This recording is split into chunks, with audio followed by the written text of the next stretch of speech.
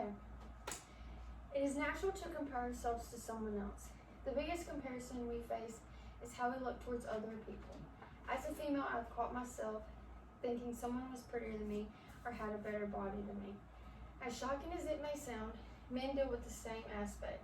These comparisons can often lead toward disorders.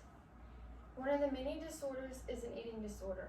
I would like to inform you on eating disorders. As I introduce these disorders, I would like to inform you on how serious they are. The book Living with Eating Disorders by Raquel Foran says eating disorders are mental illnesses and they are the most dangerous mental illnesses. There has to be a cause to the effect, right? Foran continues, eating disorders can be caused by age, gender, and both biological and environmental factors.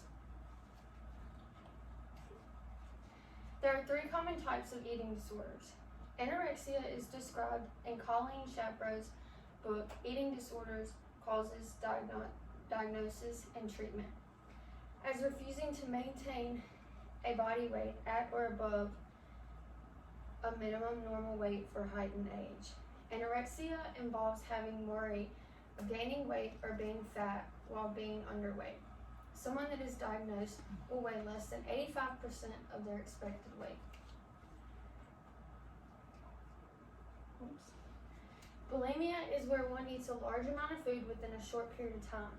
Shapro informs us that the person regularly engaging in self-induced vomiting or misuses laxatives. The individual will lose control over how much they are eating. They may also depend on excessive exercising.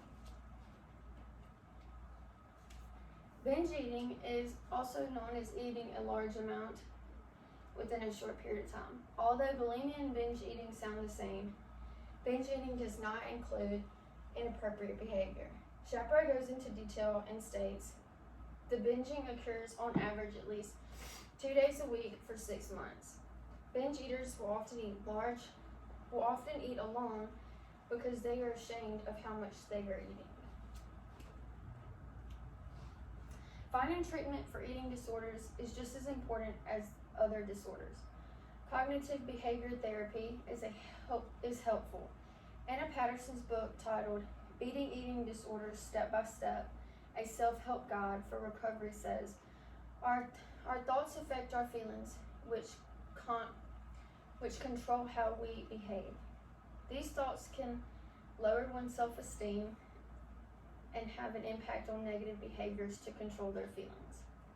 Exposure therapy is also a behavioral process. At exposure therapy, patients will learn how to deal with situations by confrontation to lower the risk of anxiety.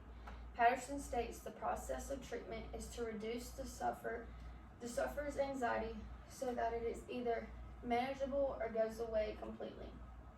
I hope you have gained knowledge on eating disorders, and someone you may know may be suffering. It is possible to recover with the proper treatment.